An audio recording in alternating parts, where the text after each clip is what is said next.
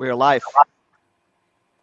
Great. I think we can start today's session then. Super. Thanks everyone for attending. Great to have everyone here. Just a quick house rule from our side for everyone that is attending today. If you have any questions about the slides, about the topics that we're discussing throughout today's meeting, feel free to leave your comments in the chat so that on the end of today's session we can get into those questions, and our experts of today will be able to hopefully answer them. My name is Bas. I'm the VP of International here at InSleep, and I will be hosting today's webinar. Just to provide a bit more context on today's webinar structure, the webinar itself will consist of two different sections. So the first one is a small market overview by Erica from NCR and by myself. And then after that, we will go towards the panel of today, where we will be talking about shaping the eGrocery experience.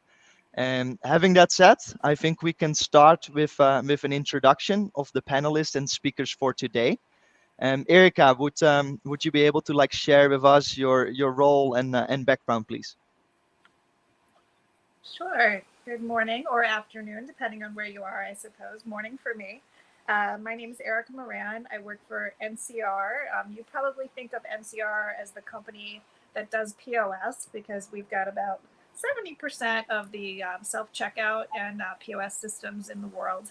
But we do a lot more than that, actually. So I work in retail transformation consulting. So what that basically means is we help our retail partners think about any kind of challenges they may have. My particular focus is marketing and loyalty programs in the retail space. I come to this experience with about 20 years on the client side of retail, where I headed up marketing and e-commerce for a bunch of retailers like the Home Shopping Network, New York & Company, PetSmart, Bare Essentials, and StrideRite. And I'm currently consulting to a bunch of retailers, including the two biggest grocers in the UK. So hopefully can bring a little bit of experience. I will tell you, I'm talking to you from St. Petersburg, Florida, where we had a huge hurricane and I have no power. But we're going to wing it and make this work with using my hotspot and my phone. But bear with me. There's not much. I'm getting what light I can from the outside. But thanks for the opportunity, InSleep, and I really appreciate it. And looking forward to the good discussion. Thanks, Erica. Hope we will have you there throughout the entire meeting, and the electricity won't cut out. Let's pray all together. Great. Mark, would you be able to give a quick intro as well? Yeah, I'm Mark Hoppermans. I'm originally from the Netherlands. I'm born there and I have my office in Germany. My company is a discount retail consulting. I have that since 2019 together with my colleague William Snollert. And we are starting up and scaling up discount retailers around the world. So we have projects done in Asia as well as in the US, as in Europe and Africa. Our customers are mainly retailers and investors, or also manufacturers. And we have about 18 associates who are supporting us in these projects in the startup. My experience in discount retail is especially at Aldi. I worked for certain years in Germany and Netherlands, and last also in the border in the Netherlands. So that's a little of my background. Awesome. Thanks, Mark. Thanks for that. Raymond, how about you? Hello, everyone. I'm Raymond Salsais. I'm an e-commerce manager in one of the biggest retail groceries in the Baltics. It's called Remi Baltic Group. And then me and my team take care of the platform and the storefront development for the e-commerce, and we handle also the operations and look for efficiencies there. So I'm in Remi now for more than 4 years. Before that, I worked in the airline with the loyalty programs. Before that, in one of the biggest banks in the Baltics as well, and also mainly focusing on the digital initiatives and digital tools. So more than 10 years of experience in digital world, and then lately adding 4 years as operations as well. Very relevant experience. Thanks, Raymond. Shailene, I'll pass over the word to you.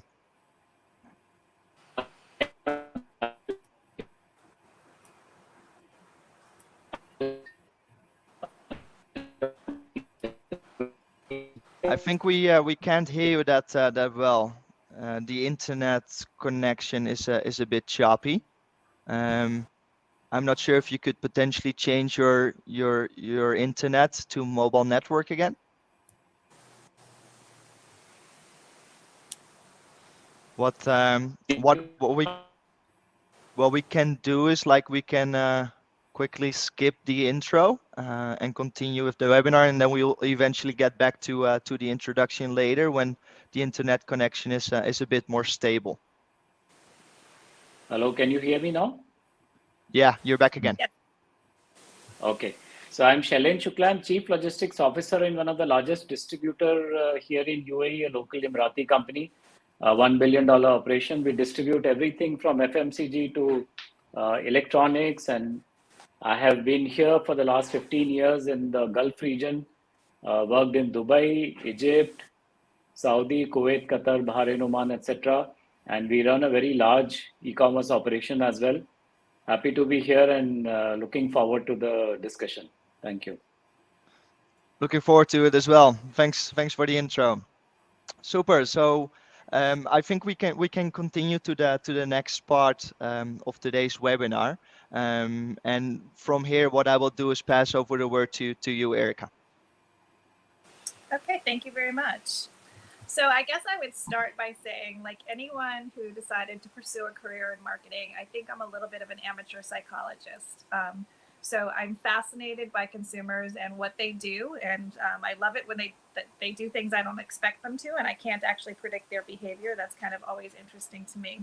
So this particular cohort, Gen Z, is confusing to me, right? So in case you can't tell, I'm not Gen Z.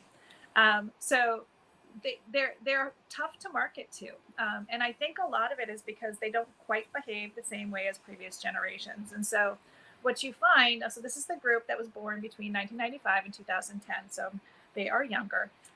They're very influenced by social. So you think about it, they grew up on social media.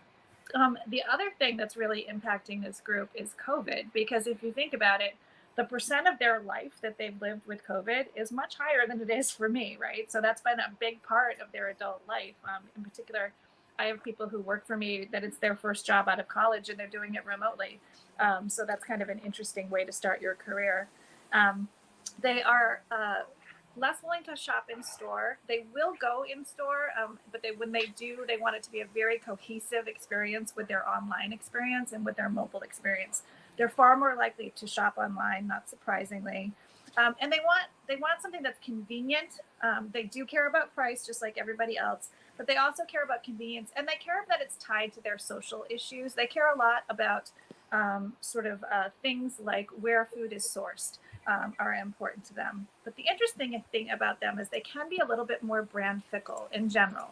And I think post-COVID, they're actually increasingly brand fickle. So if they can get a better price, especially as inflation is increasing, they will switch. So you need to make sure that they're getting a good experience with you in order for them to stick with you. But once you get them, they can actually be quite loyal. And so the brands that they care about, they do tend to stick to. Like everyone in the United States, they're the most likely to shop Walmart, Costco, and Target, and Amazon when they're shopping online. You can go to the next slide. So as I said, I'm managing a bunch of these, but they just entered the workforce, and this is the future, guys. This is the people that are going to be doing the shopping and also running our countries and running our businesses. So basically, they make up a large chunk of the people who are shopping, and they're going to control the trends moving forward. So we need to pay attention to these guys, and we need to understand what is important to them and what they care about. They care about, like I said, issues. They care about variety. They care about sourcing. They care about pricing a lot, and they don't care as much about some of the things that used to be relevant, like loyalty programs, which I'm very involved in. They're the least likely to join those going forward. You can jump to the next one. So again, not surprisingly, they're the most likely to do home delivery, to try new technology, to try curbside pickup, to do online shopping, especially as it relates to a locker. So I think this goes back to, because they were raised on the internet and they were raised digitally, they're digital natives, unlike us. They're just far more likely to try it. They also means that they are far less forgiving when your technology doesn't work well. and when it's not intuitive and easy, because their expectation is very high. And if you disappoint them, you will lose them quickly. Go to the next slide. So just a little more on sort of the age differences. This is changing a little bit. It's interesting because the older generation tried digital and online shopping a little bit more during COVID, and it turns out they kind of liked it. So some of these numbers might change, but as you would expect, they are far more likely to be doing both and doing cross shopping. So one of the critical things is it has to be the experience that they have when they get to your store. You need your inventory to be synced. I want to know when I'm on my phone if you have the item I'm looking for, because that's the brand that I want. And you need to have your inventory synced so when I get there, I can get it and it's at the same price with helpful associates. That is more important to them than it is to other generations. Jump ahead. Awesome. So, yeah, That was pass that was over it, to I them. believe, right, Erica? No, thanks for providing a small introduction on Gen Z. So now that we understand the importance of Gen Z and how they are shopping versus Gen X or versus like the boomers, I would like to provide a bit more context on another important aspects when talking about Gen Z, which is convenience. So as you can see here on the screen, a recent study has shown that 53% of the Gen Zers are looking for convenience when buying online. And really, when we talk about convenience, there's a couple of things that consists of. A couple of examples are making sure that you fulfill or promise the slot that you promised in your e-commerce platform, so that you deliver the products on time. For the customers, being able to make sure that they understand where their order is located at any specific moment, so that they get an understanding of both the picking process and where, for instance, a driver is located, and also like a communication channel between like picker, driver, and agent of the retailer that the consumer ordered from.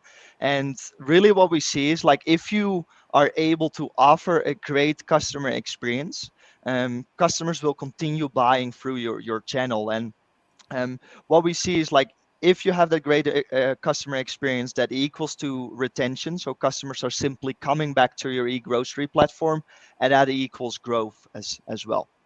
So since we understand the convenience, it's one way that Gen Z will eventually choose your channel versus any other channel that they can choose from.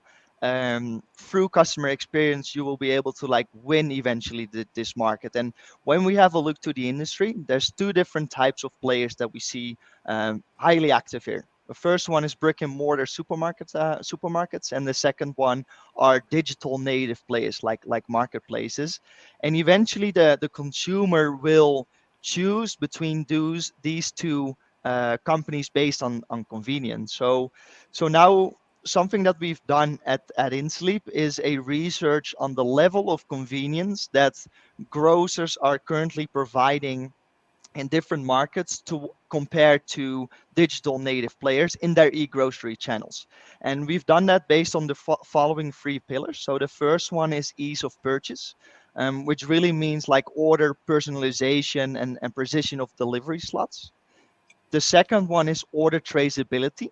And so if I order something online in the e-commerce platform, am I able to communicate with the resources, so both the picker and the driver, but can I also see at any specific moment where my order is located? And then the third one is like the quality of delivery, right? So that means is two things. Like one, in what states did the product arrive at the doorstep of the end customer? And two, did the products actually arrive on time?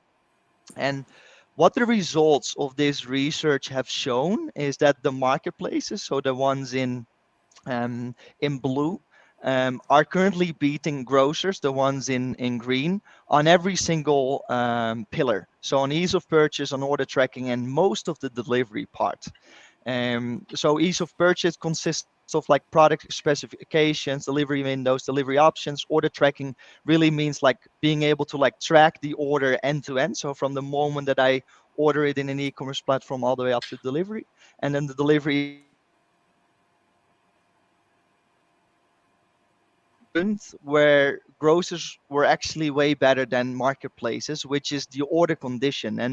And if we actually think about it, it's logical because this is one of the core expertises that grocers have versus other digital native players. And if we dive a little bit deeper into strengths that grocers have versus digital native players, we actually do notice that grocers have a lot of strengths that can serve as an advantage to beat the competition on the same value proposition. So we listed a couple of them down here, going from left to right. On the left side, we have the stores here. So grocers, they have massive availability throughout the country to be able to like pick from normal stores and deliver it directly towards the end customer. The current supply chain relationships that they have, so they can use this as well as an advantage in their e-grocery channel. The offline brand that you've already been able to create in the country. And with this, you're able to convert offline customers into loyal online customers. Four is experts. So obviously, you already have trained employees on the floors that you can, for instance, convert into pickers that can pick orders from your e-grocery channel. And then the last one is data. So you can use this data in order to make data-driven decisions in your e-commerce channel. And what we see is like if grocers really focus on like the advantages that they already have, and if they combine that um, with partnering with native digital SaaS players, they're able to eventually beat the competition on the same value proposition. Having that said, that was the most that we in terms of slides what we prepared for today. So what I will be doing from now on is like stop sharing my screen so that we can get into like the panel.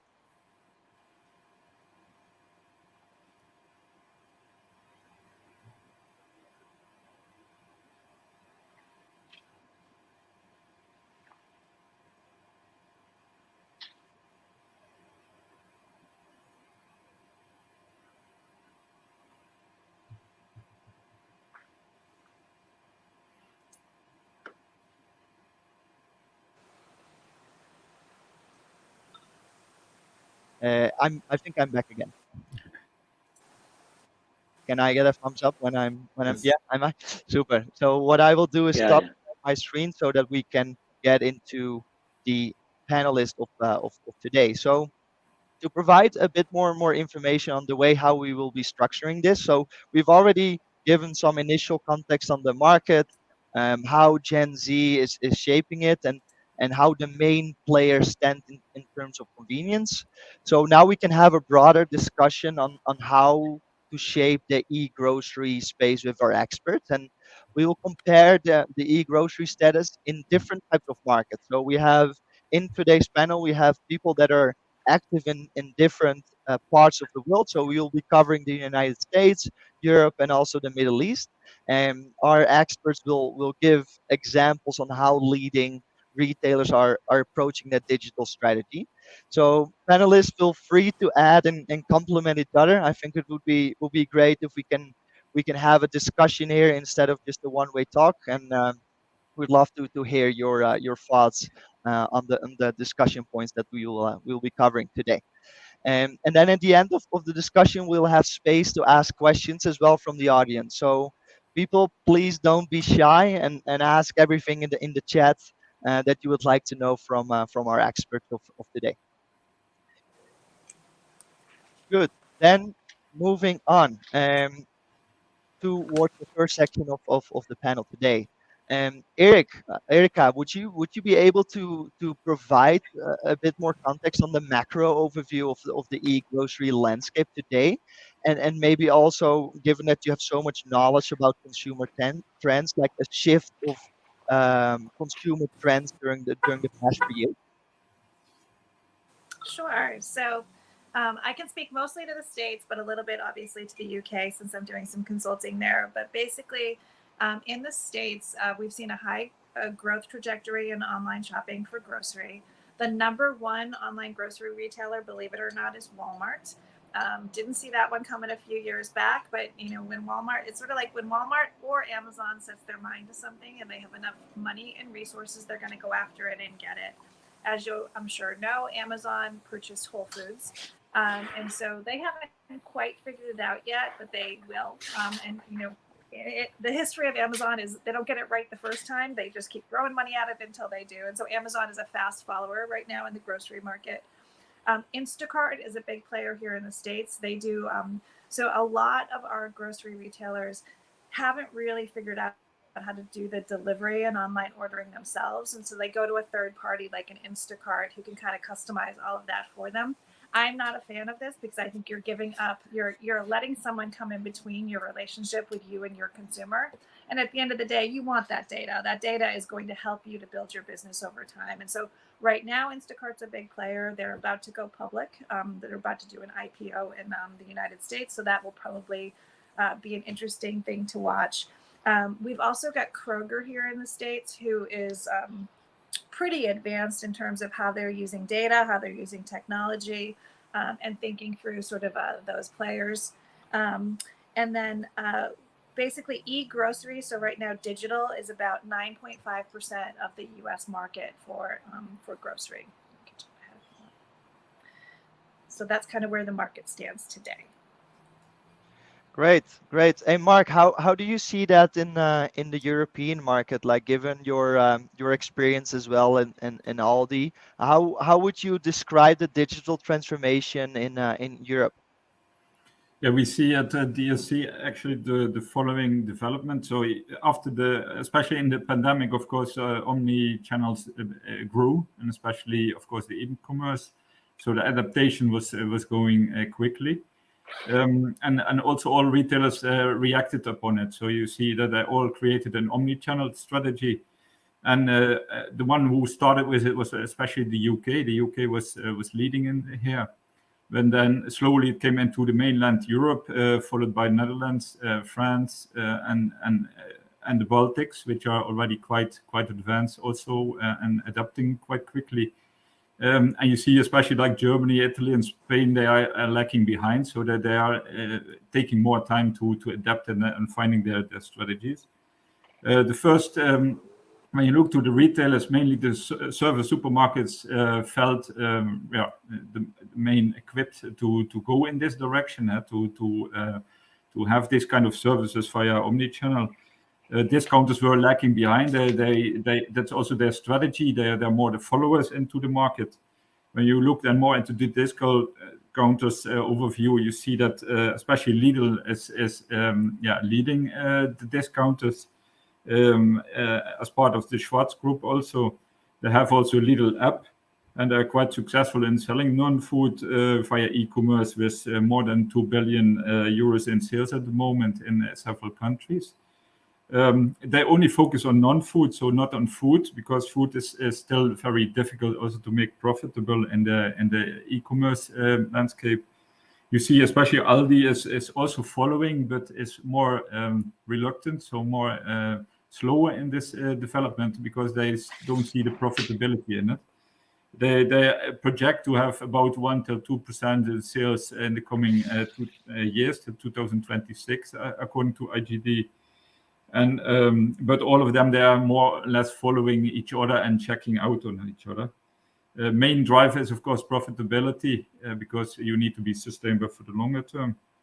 Looking to the food, especially in the food, you see that, especially the discounters, they keep away from it at the moment, and only do some testings, especially in the UK area and something in the US and Hungary. And with delivery services, so parties which are in between to conduct the delivery, like Instacart, but not organized by themselves. So that's mainly not a profitable business case at the moment. Fair enough. Maybe one question in regards to that, Mark, because especially when we talk about discounters, profitability is always an important topic throughout like these conversations. What do you see that leading discounters are doing in order to like increase profitability in their e-commerce channel? Yeah, first of all, selecting the right products and the right propositions. So looking, especially in the non-food sections, there's much more easier to create profitability. Yeah, and when you look to the food, the competition, especially on price, is very sensitive, and especially also discounters. Yeah, they are seen as market leaders in price. So to get this kind of proposition, it is always a markup. It's a price up when you do e-commerce. So that must be a customer choice. So the customer has the choice, or I go to the store where I do not have to pay the markup, or I select an e-commerce delivery, but then I have to pay a markup. And a lot of customers at the moment still are very reluctant to pay this kind of markups. Because you see the service supermarkets mainly offering it as a free service still. So that's I think going to change in the future, that they also start looking into their profitability and adding additional cost onto their services. And then I think the game will become more easier also for the discounters to jump into. Yeah. I agree. I agree. Charlene, how about the Middle East? Could you share a bit on your perspective on that side of the world? So Middle East started with the 18th century. There was no e-grocery, so to say. And if you throw a stone, it will fall on a mall, which are very large format malls, 10 million square feet, 20 million square feet. We boast having few of the largest malls in the world here. So the cultural thing is that people like to physically visit these malls, watch movies, buy clothes, have dinner, buy grocery from large supermarkets like Carrefour and Lulu, and come back. And then suddenly COVID hit. So the retailers didn't know where to go. They were not ready for it, and from less than 2% of their business coming from online sales, which was very pathetic, poor quality apps, bad UI UX.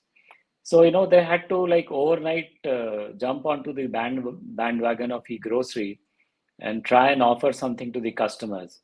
Of course, there were companies who jumped into the bandwagon who were not physical retailers, and they were already there, so they just had to scale up their dark stores and start delivering again. So from a small scale of less than $0.5 billion, today we are standing at almost $2.5 billion worth of e-grocery sales, which is likely to go up to $3.5 billion, say by 2025. So while in terms of volume, it may be still very small because these are very small countries, and but the growth has been phenomenal. And in terms of tech, I think most of the companies being very late into the market adopted the best tech that was available in the market and built their own apps, built their own websites. So here the marketplaces like Instacart and all are not doing so well. The standalone apps like Talabat and all, they have very huge fan following. Noon, Amazon has been pretty small here, not very big. They were also late movers in the grocery domain. But companies like Noon, Talabat doing very well. Almost Talabat has more than 20,000 riders as of now, as we speak. Noon has also similar number as we speak, and so it's growing very well, and customers are adopting very fast, almost from zero to people are lazy, as we say. They get used to this convenience of home delivery, and to lure the customers, everybody was offering free delivery, so we had these challenges of delivery riders not getting paid very well because everything was free. People were trying to squeeze costs. They were being paid, below the market price. And here we have a special challenge that, almost 80-90% of the population, working population are expats. So everybody has to come on a work visa. It's not as if you've got a local floating population like Egypt or Saudi has, and you can suddenly scale up or scale down your volume. So to get somebody from an Asian country and get them a driving license, that itself is a 3 to 6 months process. So scaling up was a very big challenge, but finally, I think gradually people did mass recruitment. They added huge number of drivers, huge number of dark stores, retail space. Especially the rentals are very high, so operating very large number of dark stores is a challenge. And everybody wants their delivery in 15 minutes, so you need more dark stores. You need to be closer to the customer. So these were few of the challenges that we went through. And countries like Egypt, where the areas is very dense, and to travel 2 kilometers, maybe it takes you 2 hours or 1 hour. So a lot of traffic challenges, and sometimes you have to do delivery on foot, which is faster than a bike. Sometimes you're doing delivery on bicycles, which is again faster than motorcycle. And again, Egypt has a huge unique problem, where most of the delivery associates are freelancers. So today they are with me, tomorrow they are with somebody else, and the day after they are with somebody else. So you have to treat them like kings. Otherwise your whole delivery mechanism can, come to a halt. So more than customer retention, people work on driver retention there. So very unique challenges, and maybe some more issues we can speak later on. Thanks for that. Thanks for that. Good. Let's move on to towards the following section. And Raymond's, like, given your knowledge in the Baltics, and also given that Rimi already has built its own e-commerce channel, and as far as we know, you guys are pioneers in that in your region. Could you provide a bit more information on, like, the main challenges that you faced as an e-commerce manager building everything from scratch? Sure, I can do that. So, we started in the Baltics like 2 years ago in 2020, and then kind of the key challenges was, okay, how to educate the customers to start using e-commerce, right? Because there were some players, but not so many, and also how to build kind of the processes and the store operations, because you're used to the regular ones, but now e-commerce comes in.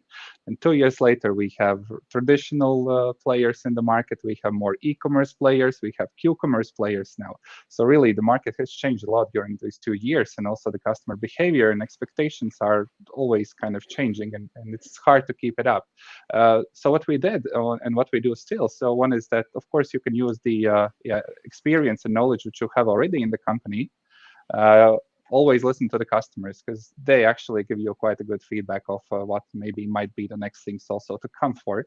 Then use definitely data what you have and make data-driven decisions. Add experts, so there's going to be internal, external, whatsoever, but definitely there are people in the market who can help you to shape those things up and keep innovating as well.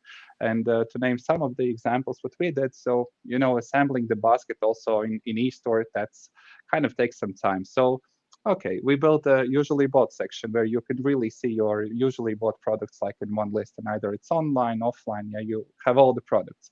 Then, the offers are too general. Okay, here you have personal offers just for you. Then I don't want to pay for a delivery every time. Okay, here are like free delivery subscriptions. So you pay once, but then the upcoming deliveries are free of charge. And then, of course, also as mentioned, Verica and Basu, so the omnichannel and how Gen Z approaches, so they are sticked to their mobile devices. So okay, now we have e-commerce in mobile devices as well, and you don't have to use an example of those pin pads to collect the order. You can do it through your mobile app. So yeah, this is how we overcome and still overcoming challenges, and also some of the real life examples what we did. Great. And Raymond's, like, for you, like, who are kind of like your main references or or retailers that you look up to in different global markets in order for you to get some input to speed up your operational learning curve at Rimi? Hmm. Yeah, so there are some markets, of course, in EU where e-commerce has basically matured, and I mean we know it's UK, it's France, Netherlands, and also Sweden. So that was kind of one of the key points we also take a look at. So what they are doing maybe properly, and what might work also in the Baltics. Then of course competitors. So now they are more. Initially there were less, but of course there are some learnings from them as well and inspirations. Then we have the luxury to learn a lot from our mother company, which is ICA Sweden. So they have been in Sweden for a while working, and they are helping with different tips and tricks. And then also those Q-commerce players or pure online players. I mean, in some areas they are, I think, still quite far away in different things. So definitely take a look at those as well. Then yeah, technology partners, they usually have also some experience either working with others or maybe just bringing the ideas, and then again the customers. But in general, there is like no single win formula, and it's still bits and pieces or basically a puzzle you have to put together, because I mean each market is a bit different, the players are a bit different, the customer behavior is a bit different. So you still have to find the right balance actually, which might be good for your company or for your customers as well.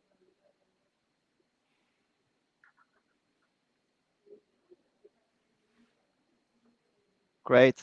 Thanks for your input there on the Baltics market, Raymond. Very helpful.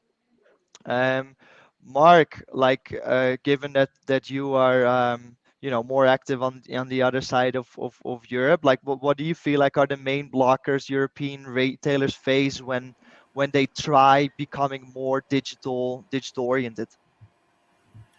Yeah, first of all, the customer experience. Yeah, what does the customer think about the price levels?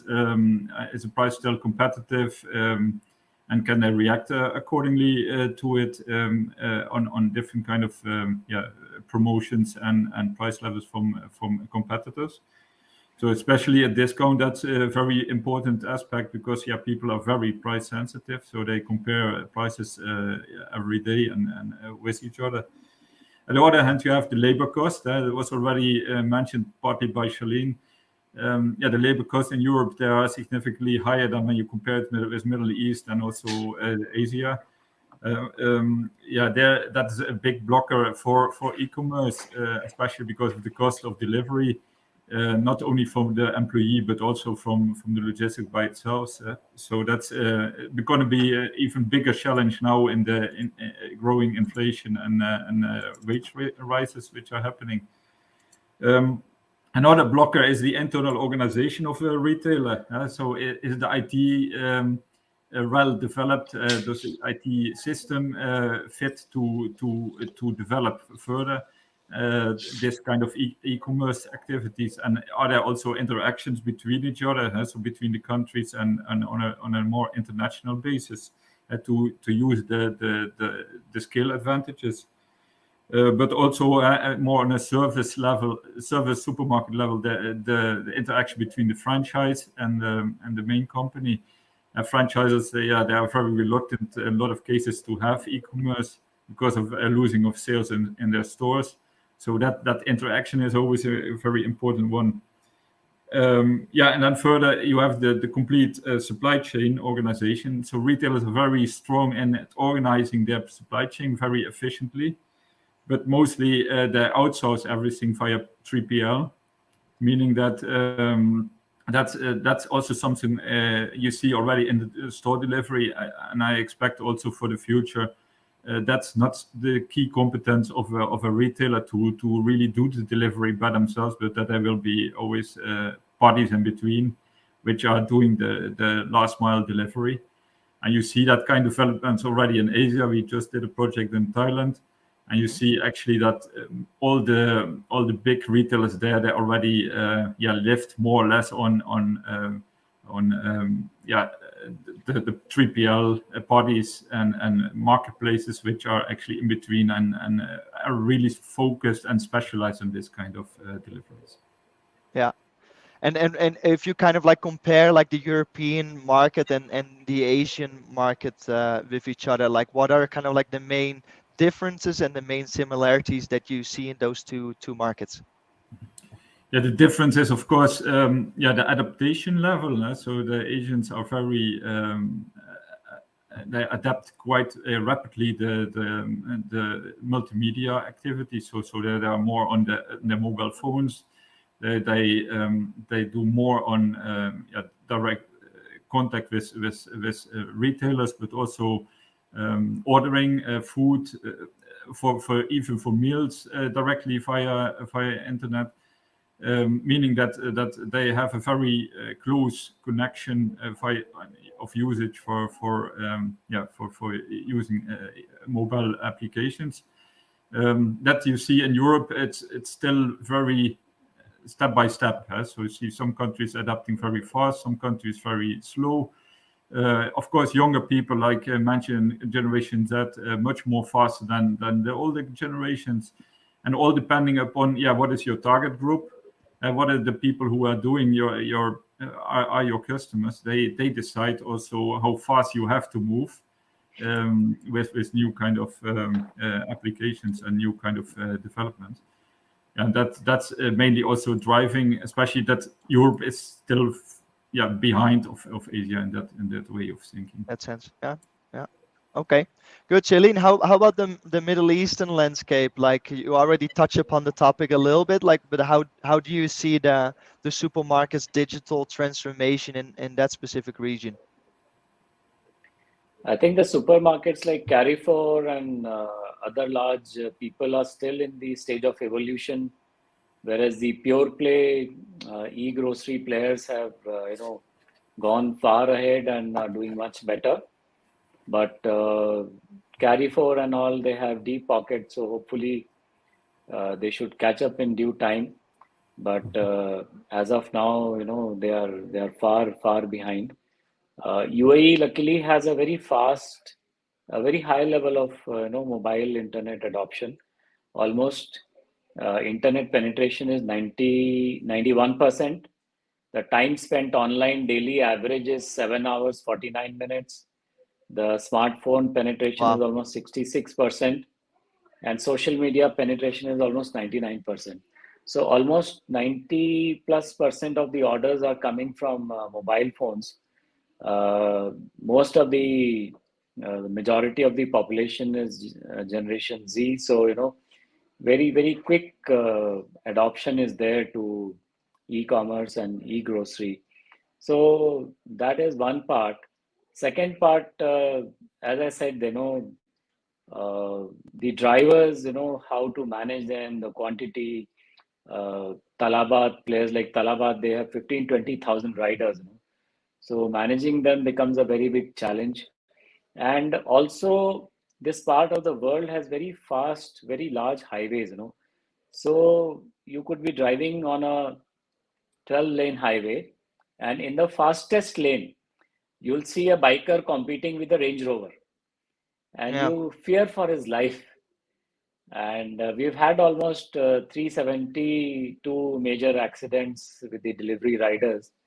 Now, unfortunately, people like us are responsible because we pay them per delivery and not give them a fixed salary. All the logisticians, supply chain guys, they're always trying to optimize their costs. So typically this leads to, every driver trying to do more and more deliveries so that he can, maximize his income. So on an average, he may earn something like maybe $300, $400 a month, which they try to maximize because they have to see the cost of visa, cost of living, day-to-day work, and medical is very costly here, and they have to save money and send back to their homes. So, the driver situation is a little challenging, but government has stepped in. They are saying that, you cannot have freelancers as drivers. You should employ them, give them proper wages, make them wear proper safety gears, the elbow guards and knee guards. Drivers have been advised not to drive in the 140-kilometer lane. Please drive on the slow lane. and so on. So a lot of steps are being taken, but like any other Asian market, the manpower is now available in abundance. So typically it will take some time for companies also new, they've never handled these kind of volumes in the past. They don't have these kind of experience. Although Delivery Hero owns, couple of the two largest delivery companies here, but still, they never had this local experience. They acquired these companies and, then grew them. So that was one of the reasons that, we are still in the process of evolution, a lot of new things being done. There's a lot of competition from new players in the market. There are 10, 15 large operators. Consumer behavior is very different due to cultural reasons. You may go to Villa for a delivery, and suddenly you may find that you're ringing the bell, but nobody is coming out. Why? Because, the ladies would not come out in front of a male driver. Then you have the temperature issue. The temperatures could be as high as 45 to 55 degrees for a good 4 months. June, July, August, May, June, July, August are horrible. So, you're carrying milk, you're carrying frozen food, meat, chicken, etc. You're carrying ice cream. So you can't just ring the bell and leave it on the door. You have to make sure that it reaches very fast. And the number of drivers is so high that, you cannot run 30,000 refrigerated vans. So most of the frozen goods are also getting delivered on the bikes also. Of course, they do put them in thermal packs and they pack it with ice and all. But still, delivery of frozen items are a challenge. Of course, retailers like Carrefour and all, they are coming up with frozen vans because they can afford, and their number is small. So that is there, and all last mile delivery companies, everybody is in a loss. They're all burning investors' money. As I said, the deliveries are either free or they are subsidized. So maybe your delivery cost is $5, but you're charging only $1 to the customer, $2 to the customer. If the order size is large, say $40, $50, maybe you'll make the delivery free. But end of the day, very few people are making money. Almost everybody is in a loss. And in terms And of tech, I think a lot of when do they yeah, expect please. profitability? Or when do you expect profitability for most companies? I remember in India, Zomato, when they launched their IPO, and my daughter who used to work for Uber in Amsterdam, when they launched their IPO, the fine print was that they will never make money.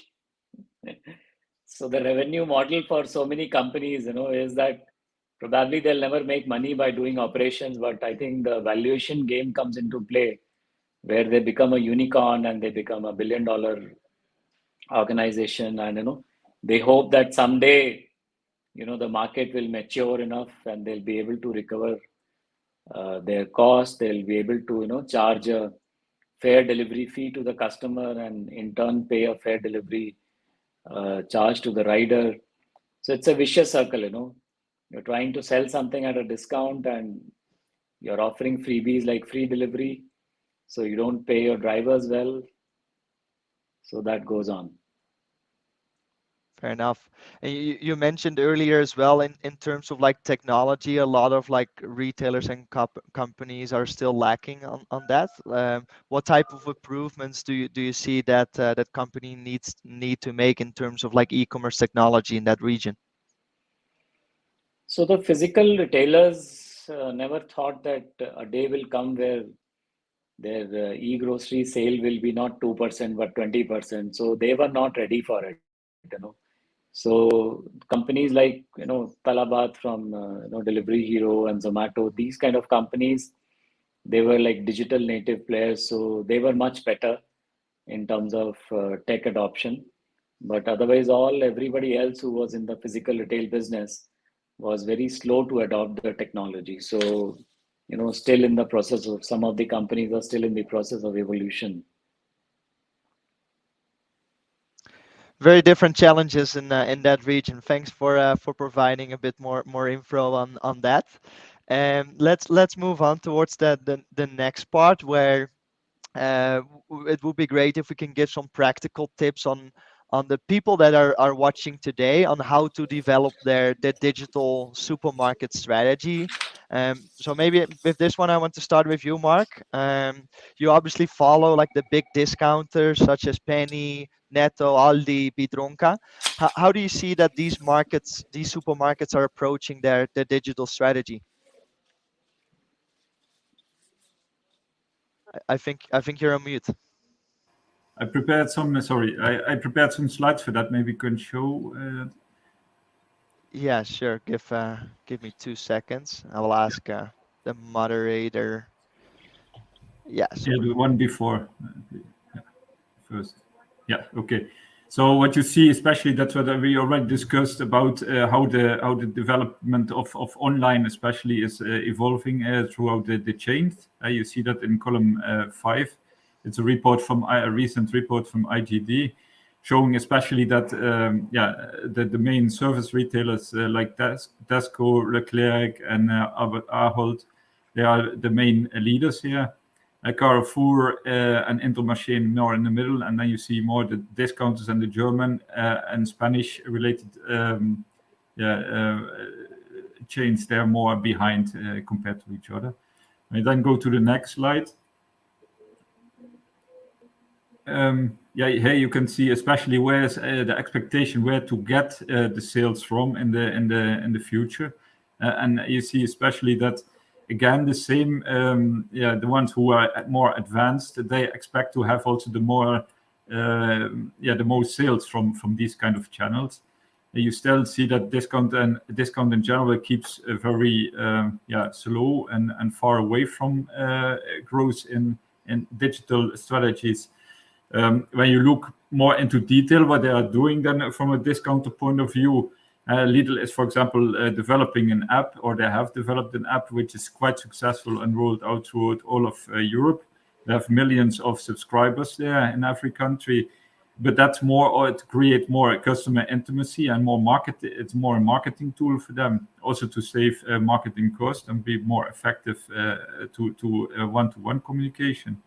But on the other hand, you see also a website for their e-commerce and also new business tests where they are conducting.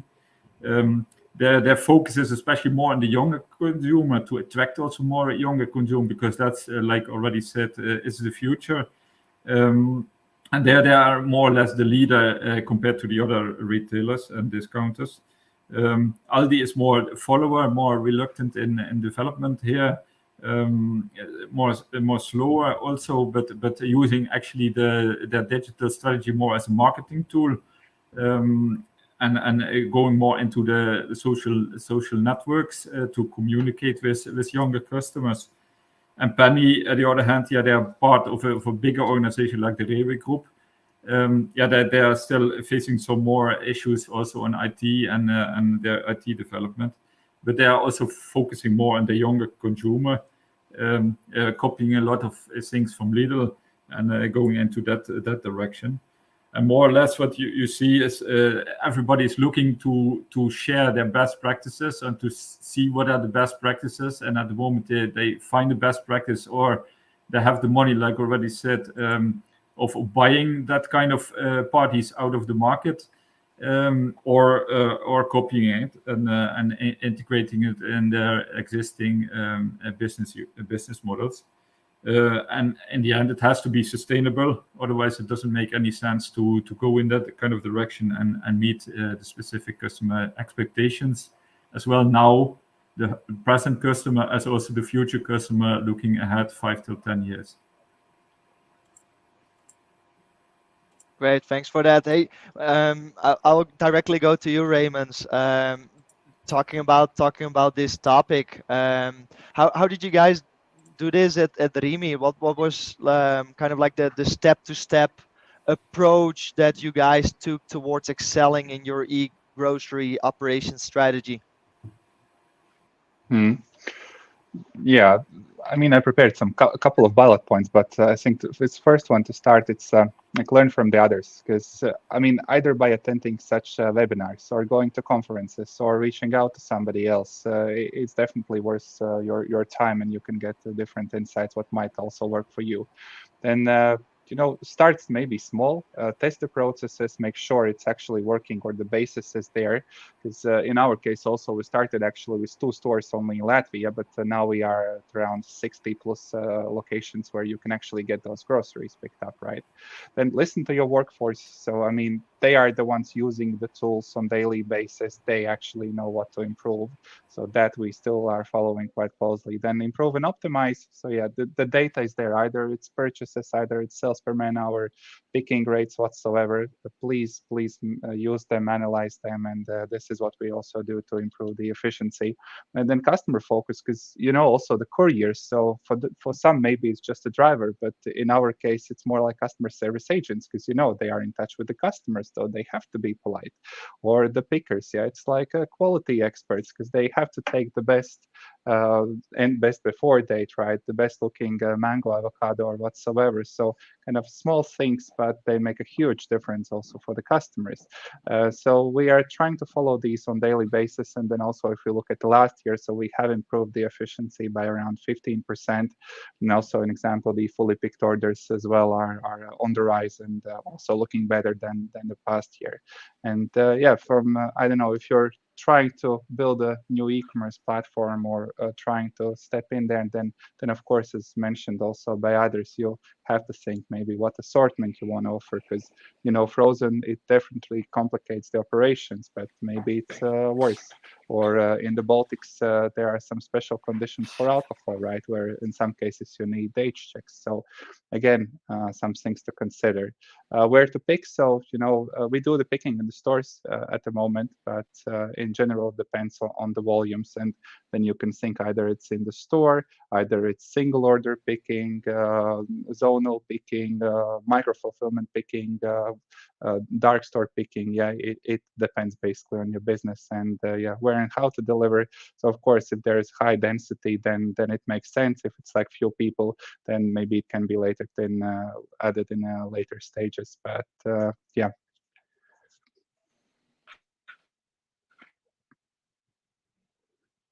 Thanks, Raymond. Thanks everyone, by the way, for providing very useful information for the people that are listening today and are maybe like facing any digital challenges, or maybe want to start building their e-commerce platform from scratch. I think very useful tips.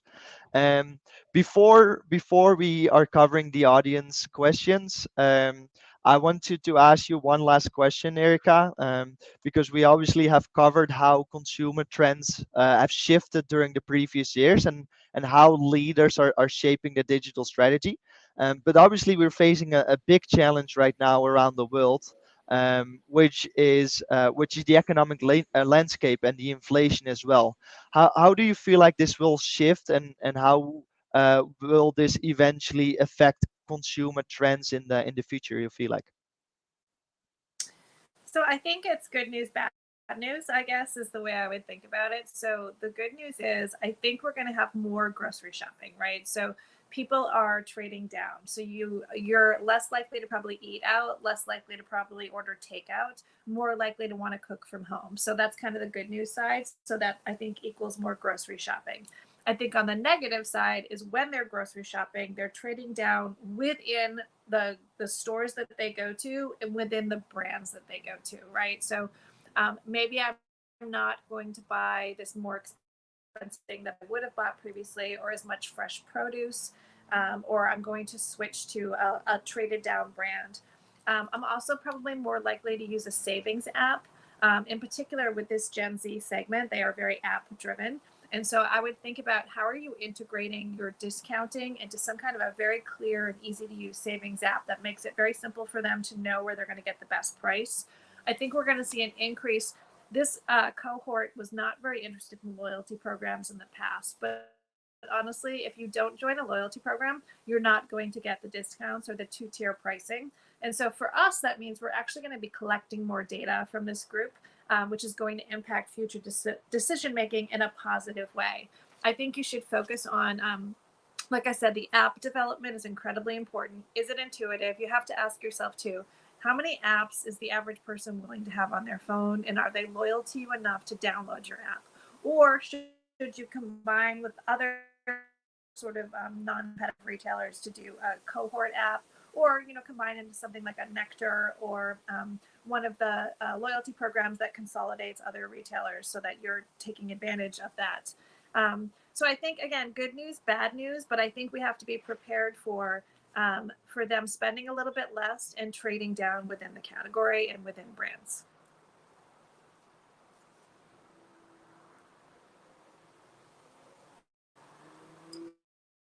Thanks for that.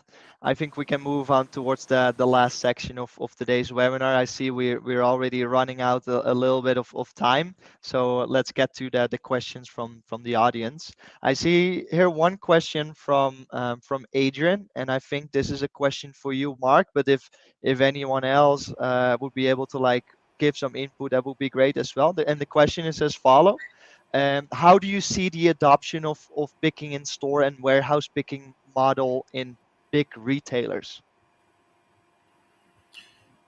Yeah, that's always a model where it's being discussed and also being calculated, of course. And you see, especially in the beginning, in the startup phase, that picking in store is the most preferred one, because it's keeping your capex low.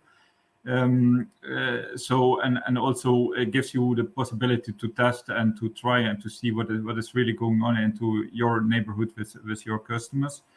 But to scale for the future and on a bigger scale, to create a bigger model out of it, it's not feasible to maintain.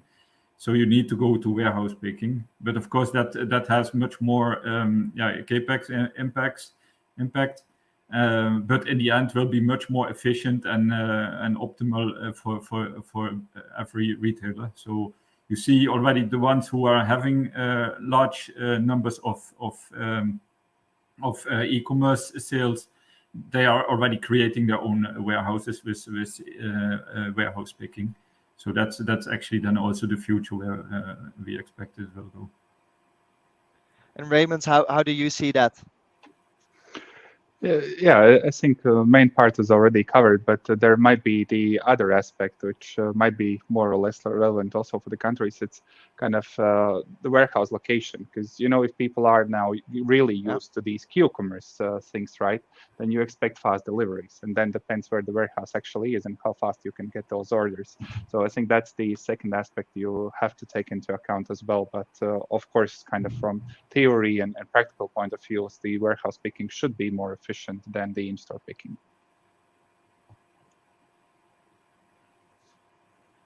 Good. I think that was it in regards to the questions that we have for today. I see we're already 2 minutes past the time, so I think that was it for today. Really, thanks everyone for joining, and thanks to our panelists as well for the very insightful information and the input that they gave to today. It was great to host this event. As already mentioned, my name is Buzz. I'm the VP of International at InSleep. We're a software as a service company that help retailers scale their e-grocery operations. And if you would like to know a little bit more about the topics that we discussed today, or if you would like to have help with scaling your e-grocery operation, we are showing a QR code here, and feel free to scan the code, and you can schedule a quick call with us to discuss the topics. Good. I think that was it. Thanks everyone. Until the next one. Thank you so much. you. Great talking to you, and great hearing everyone. Bye bye. Bye bye. Bye.